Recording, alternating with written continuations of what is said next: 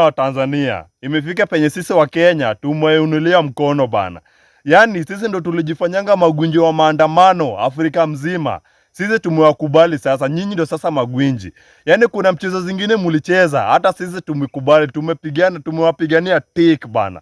Yaani hii yenye munaenda kwa police station, munaiba uniform za polisi, alafu mnavaa, alafu mnafanana na polisi kabisa.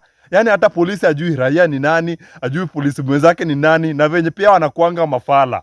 Hiyo nayo tumewainulia mkono. Alafu hii yenye munaenda kuchoma biashara yoyote ya mtu yeyote anahusiana na Samia Suluhu.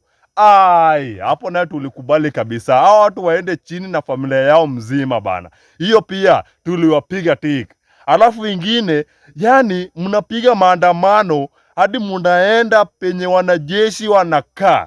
Munaenda kulilia wanajeshi kuwa hawasaidie kupigania ukombozi yenu. Wanajeshi hawasaidie kuondoa mama yenyu kwa kiti. Hiyo naye hata sijui tuwapatia asilimia ngapi. Hiyo naye mumetushinda kabisa.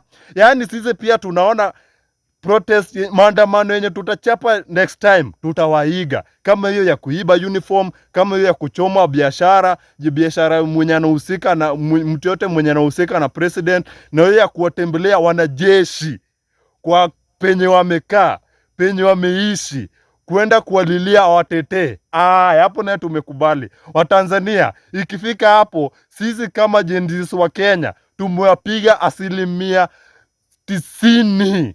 Hapo naye mumetushinda bana, tumekubali kabisa. Asanteni.